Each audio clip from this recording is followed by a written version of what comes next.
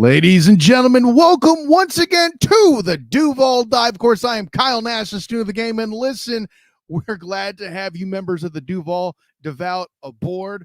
And I know it's only preseason, but it's the final week of preseason. The next week, I shouldn't say next week, the next game of Jacksonville Jaguar football played will not be like an episode of Ted Lasso. It won't be focused on the coaches, and the score will actually matter, unlike on the show.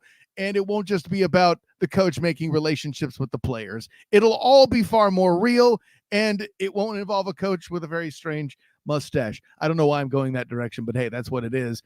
The end of it is done. But hey, a few more things that we can overreact and need to react to that are indicators of good, bad, or otherwise here coming up for the Jacksonville Jaguars. But hey, listen, whether or not it's good or bad, you're going to get the observation pointed out from it, not only from me, but from my personal champion, the man who helps me make it all happen of Big Cat Country, the man himself, Travis D. Holmes. What's going on, my man? Man, good evening, everyone. I almost said good Sunday evening. Man, this thing is throwing me all off. A Friday NFL game, dude. Hey, listen, it caused all sorts of problems on my schedule too. So no, I get it. But you know what? We're here. We got it done. And listen, if you want to see who I thought the top performers were in the game, you could, of course, check out my article on Jaguars on the side. Bing! And I know Travis T. Holmes had plenty to put up on BigCatCountry.com as well. Bing! Shouts to Brother. all. So much content. So much content. But I mean, listen, we talk about so much content. You might have noticed if you were looking close there in the intro, if you're watching on YouTube, which you should be on the Duval Dive, a Jacksonville a Jaguars podcast YouTube channel. Like, subscribe, do that so I can take the time to learn what the name of my own bleeding podcast is. It's literally right there above my head. If you love us, support us. The best way you can support us is to like, comment, and absolutely subscribe, please. Yes. Help Kyle buy the Hooked on Phonics book. I'm kidding. Anyways, but anyways, all that in mind, if you notice the intro here, it would have been Evan Ingram. And I'll tell you, I know, first of all, I had to do that, Travis, because of all the talk we've had in the preseason about him being so underrated, and here he comes out here, and I know, but Kyle, it's against the Falcons backups. Who cares? So here's the thing. I know it is.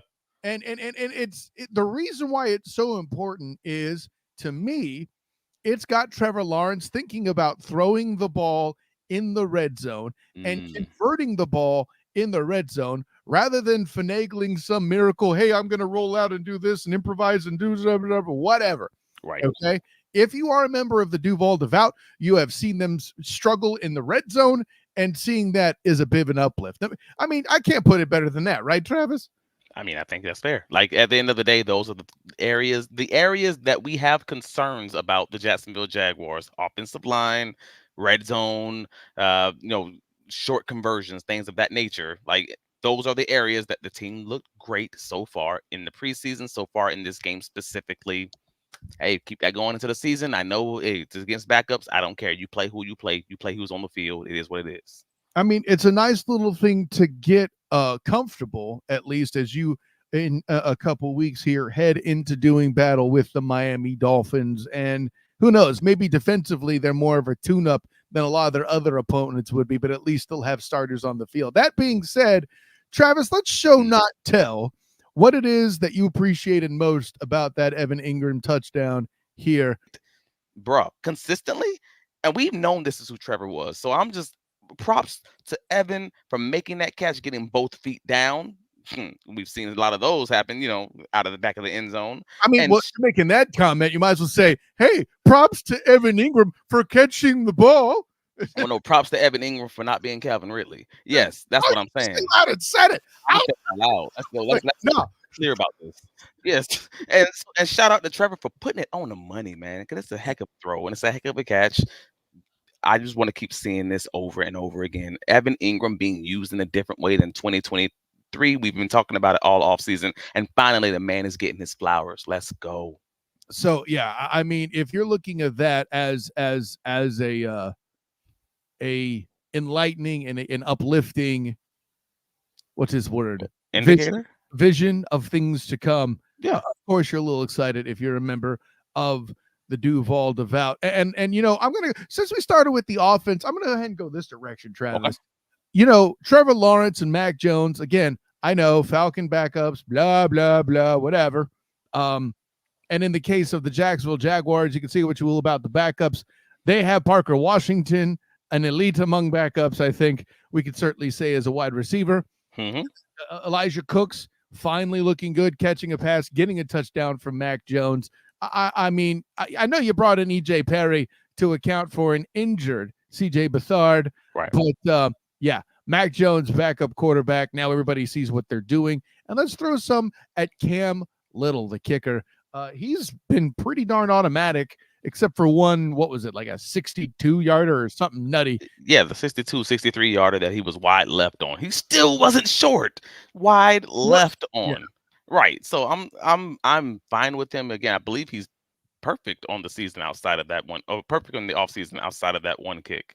Right. I'll take that. If you're accurate short and you have a leg where you can kick it from Egypt, or you can kick it from 53rd and Moncrief, I'm good with you. Like, we are okay. So yeah, let's go, Cam.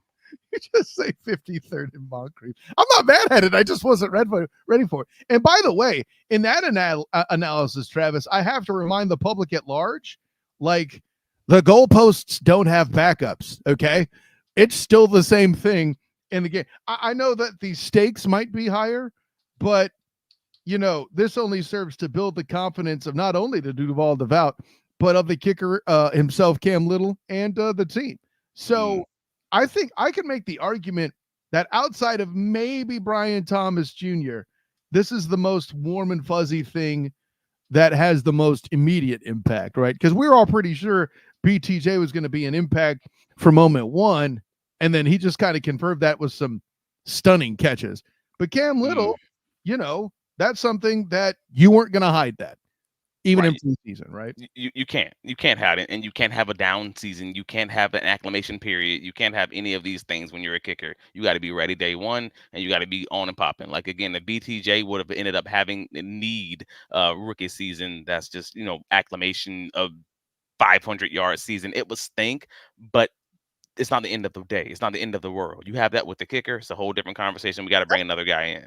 That's an interesting point. Like, if he comes out and misses some 40-yarders or 30-yarders and does it, and it looks bad enough doing it, there's a very realistic possibility that Doug Peterson's picking up the telephone and being like, hey, you got anybody lying around out there? Because we need a guy. That could have just easily happened to the kicker. Yeah. Yeah, man. And also, let me correct myself, because I'm tripping over here. I said 53rd and Moncrief, and I meant 45th and Moncrief. My grandma gonna kill me, bro. Oh, hey. Yeah. I mean, if you're going for Duval geography, you're gonna have to take the expertise. Oh no, I know some people that's gonna absolutely correct me. You're talking about 53rd. Yeah, what you about 53rd? Like, you live. I grew up right around that corner, bro. Come on. Are these people that would say 53rd or 53rd? I'm just asking. They won't say neither one because they don't exist. It don't matter. Oh, there you go. Okay. Well, when you put it like that, how could I say no? What's going on, man? No, but listen, all of these are good points there. But like I said, keeping it to the offense, another element that you can't really hide, and that is the offensive line. And we've been critical about the interior of the offensive line. Yeah. We've also commented how they were missing a number of starters. But hey, playing against backups again, I know somebody's gonna be, yeah, we know. But seeing some sort of positive indicator of what could be is very fascinating. And Right. maybe the play wasn't an immediate positive, but Travis compelled me, and I agree with it, to show this Anton Harrison play. We're going to show, don't tell. Look at number 77 here, going to absolute work. Right tackle. And just absolutely 77.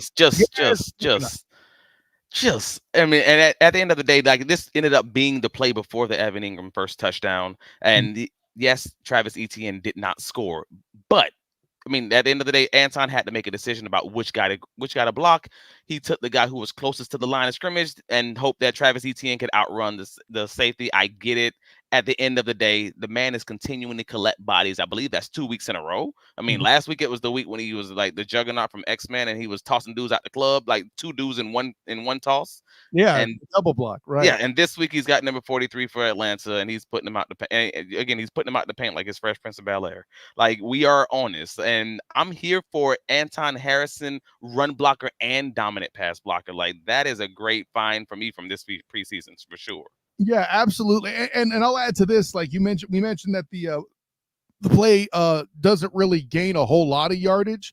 Hmm. But let's give credit to that Atlanta DB for handling business on that particular one. He managed to sniff it out from the backside Yeah. and made a good play. I mean, let's give him his credit. But it got a couple comments in here. Give it up to Weasel Wade. Yeah, wide left. For Yeah. Florida State. Listen, Florida State had enough issues today. We don't need to take it there, buddy.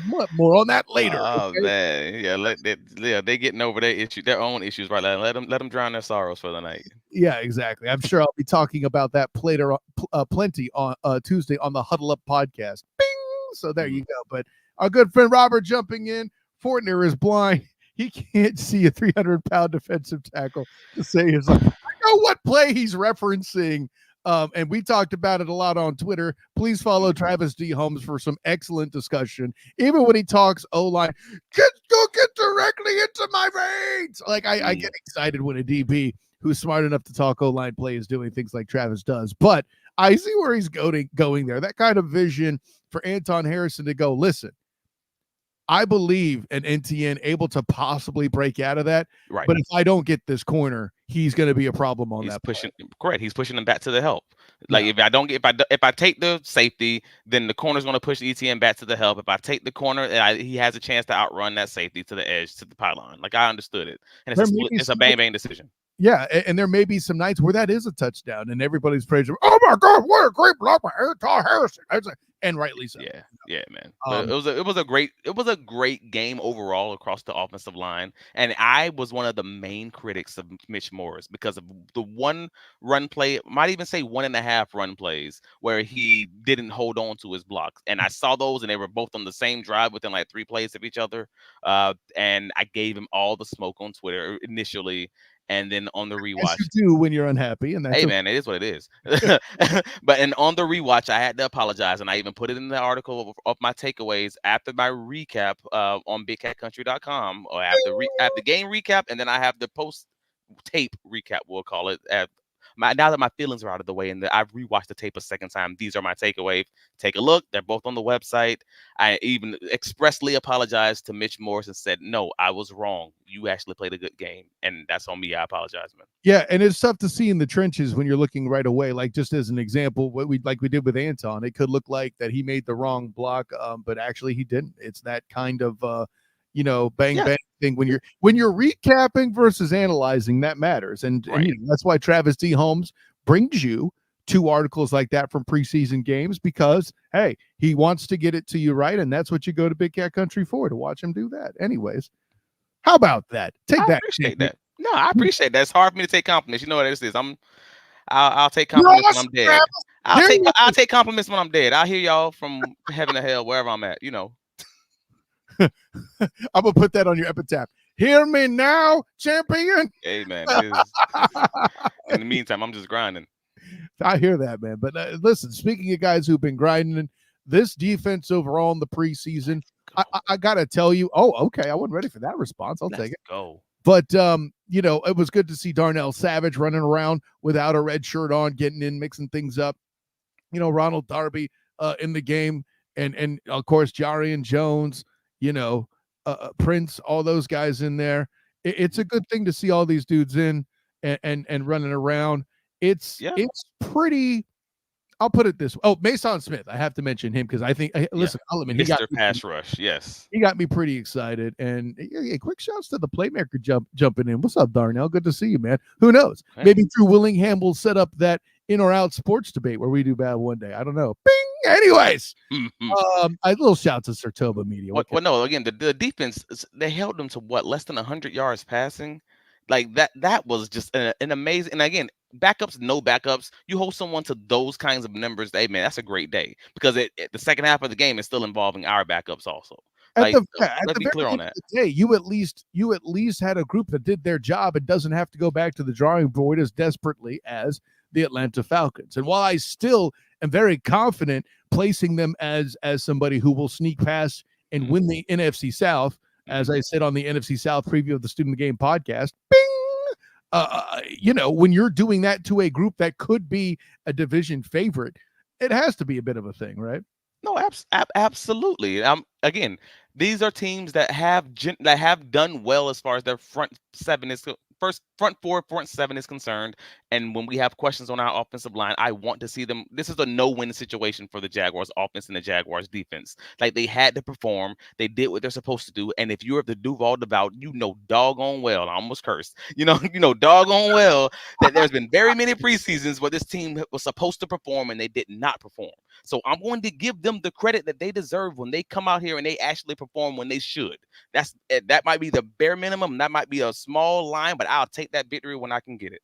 Now, Robert makes a comment that we're going to address here in a minute, but first, I want you to see the kind of play that gets Travis is excited about what they see in stopping the pass in particular. A little show, don't tell with Trayvon Walker. Travis, what do you see here?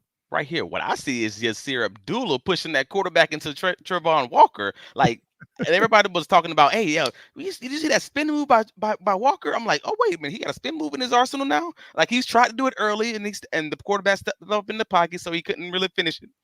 I'm here for this. I'm here for it. But again, Yasir Abdullah also been in the corner, pushing him into that pocket. You actually have other guys who are pushing the offensive lineman into the quarterback's lap.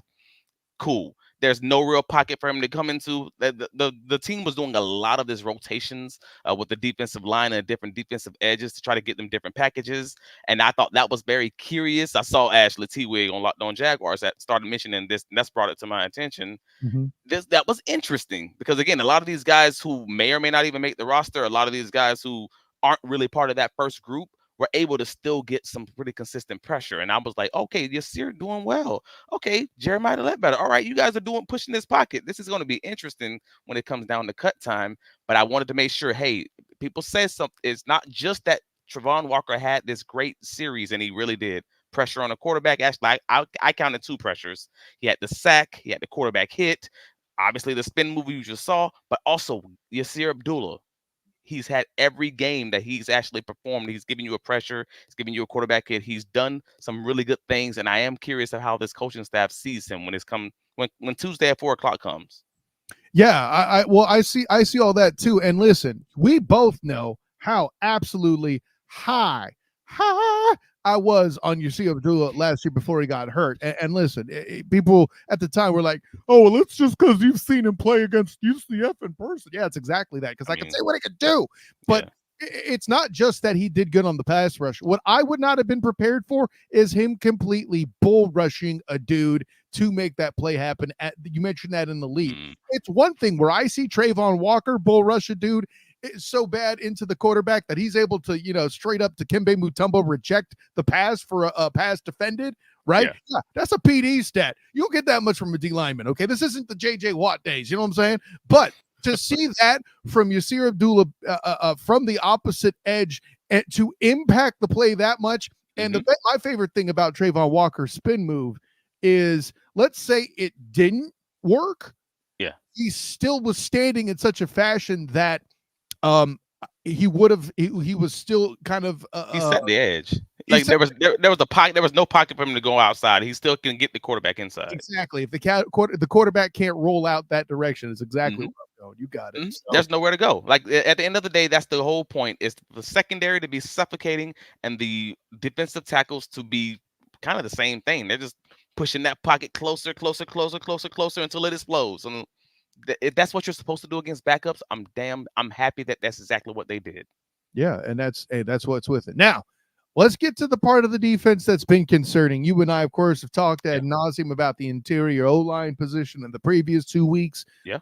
I don't want to spend too much time on that because we're already past the 20-minute mark. I do want to dive into this with you, and we do mention Mason Smith as a positive, but Robert makes a very good point here that the run defense has taken a while to show up. If they do show up in these games, And as an overall observation, he's not wrong, but break that down for me. How do you respond to that? What do you see in that situation? Well, the run defense, if we're talking about 2023, I can fully understand that. But if we are talking about 2024, this He's talking about preseason, the preseason I games. Yeah, know, I just want to be clear. But if right. we're talking about the 2024 preseason, I'm not willing to say that just yet because it's rare that we actually had the full run defense playing. There you go. Obviously, we still haven't seen Eric Armstead, Mhm. but we're basically saying that the unit that doesn't really exist hasn't played well. Well, cool. But that's also not the unit you're going to see in week one.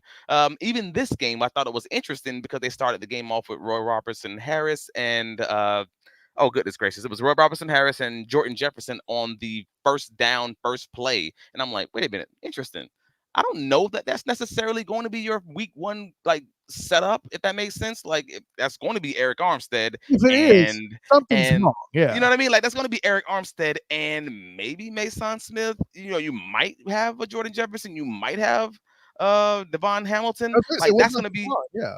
yeah, that's going to be an interesting one. So, like again, we know Ryan Nielsen loves to do this rotational thing, but I don't know if that's who he is as far as his philosophy versus that's just who he is in preseason for a coach who's never coached this team and trying to get to know these players before they have this 53-man cut. Like I don't know. And so, but when I talked to a few people from Atlanta, they did say, "Hey, no, this is kind of who he is. He likes to rotate guys, but that was also when they had a worse defensive line than what he has right now."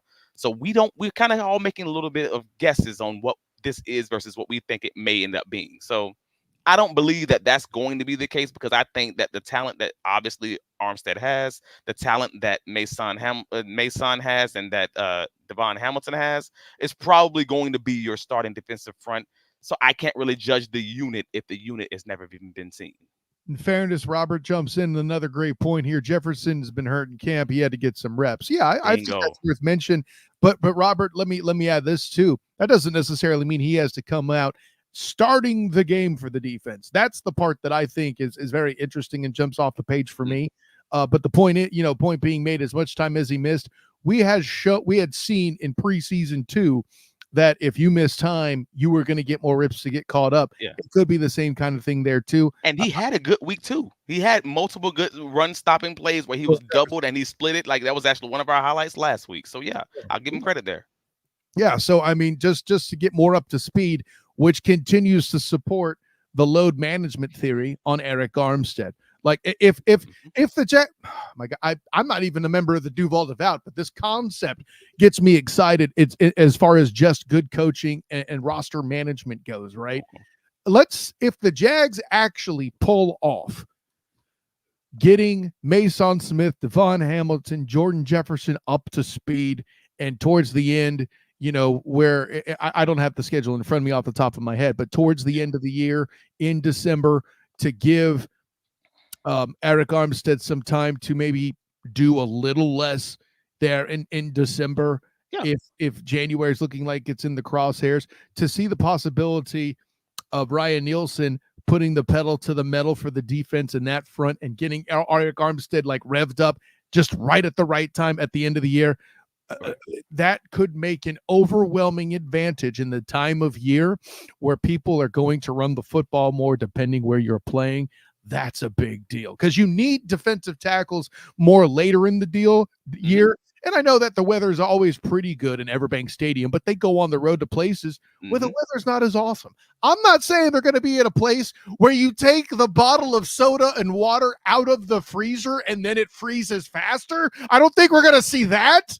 But Never know. I mean, you might be in KC at this time of year. You know, I mean, at that time of year, you never know. Miami did it last year. But to your point, you have someone like Eric Armstead who you may need to do the load management thing with, or you might have injuries with any of these guys, and you don't want to go through what you went through with Fatu Kasi when he got injured, and then your whole run defense just kind of falls off a cliff, and it was already hanging on by a thread. So to that point, yeah, I'm here with you. If you want to do a better job at your onboarding process, and it sounds like the Jaguars do, and it sounds like the Jaguars have been this season. I talked about this on Hacker After Dark earlier this week I believe on Tuesday. oh, Team Um, XL, right? Yeah, yeah. yeah, on 10 XL, right. And we talked about the fact that the Jaguars had their rookie class and they kept them in town for another 2.5 weeks which is way different than they've done in any other season. You've seen a lot of the growth from like the onboarding process from a lot of the rookies, what you haven't seen in previous years when they said they weren't ready later in the year. And now even Trent Baalke at the end of the year said we wanted it so that in October, in November, that these rookies are able to contribute more. How do we get that to that point? Well, maybe it's you giving them 20% of the of the snaps earlier in the season, even when they haven't necessarily earned it in that rotation. So they'll have those game reps under their belt to be better, to your point, for to be able to truly assist the team when it comes time that they're needed, like Parker Washington if Kirk goes down, or like Mason Smith if something were to happen to Devon Hamilton or Armstead. I did not know about the piece where Trent Baalke directly addressed it like that, but that's a fascinating concept. One last comment here. Another good point I think Robert makes here. Eric will probably get only third down reps in games until he's in football shape. I don't know about that, but shall we say third down dominant, right? There's a world where you get, more run stopping, or maybe the at first the run stopping defense doesn't feature. Yeah. I think in week one, it's not going to go that way just because Dolphins and, wanting to get him up to speed like that. Yeah. Well, I thought an interesting takeaway for me from the Atlanta game, though, is the minimal success, this modicum of success that they did have almost always consistently happened when they ran hurry up and no huddle offenses, because it allowed the defense not to rotate out the field, because Nielsen was doing that literally every play. It was like they were doing waves of defensive fronts. So changing over three of the four guys are all four guys. So if that is do that, that's a good point. So if that is something that he is going to try to do throughout the season to try to keep guys fresh, but also to keep guys, like not being injured, like in this case, bringing in Armstead on third down, that's something we may have to be aware of, especially week one against Miami. If that's something that they've seen, that's something we might see. Well, something we're aware of, it's that time, Travis. Got to tell the people where you're found, my brother. We got to find a way to stop these clocks, bro. Stop the count. Yes, you can find all of my writing on bigcatcountry.com. Where we cover the Jaguars press conferences. Obviously, we just talked about the tape breakdown, and take a look at that. All the preseason is now over. Now we're going into our regular season coverage. Again, press conferences. We're talking about all the breaking news. We're giving you our analysis, all of it. Save it as your favorites.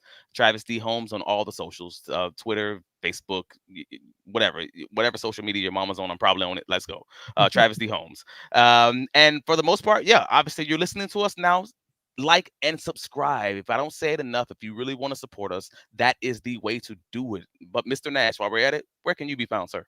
Hey, listen, if you don't want the acho cheese that you get from that dude Emmanuel and other national talents like that, you go find Travis D. Holmes. You liked that. Stop shaking your head, sir. I sound like Kirk Cousins over here. Appropriate since we just dealt with the Falcons. Anyways, of course, I'm Kyle Nash, the student of the game. You can find me on Twitter, Instagram, and Threads at the SOTG. Check out my work with also the Black and Gold Banneret, should you happen to be a UCF fan. And Tuesday, we're going to do a final cut down episode. Look at the final roster there. See who some of the more surprising takes, the snubs, with News 4 Jags, Jamal St. Cyr in the building. I always have to say his name slowly because it's the Saint. Anyways, but thanks again to all you in the comments stepping in. Tropical Laser just jumping in with a straight Duval. I mean, hey, we speak to the devout and we like, that's their version of amen. That's the way I see it. So for Travis D. Holmes, I am Kyle Nash, the student of the game. Until next time, everyone, class dismissed.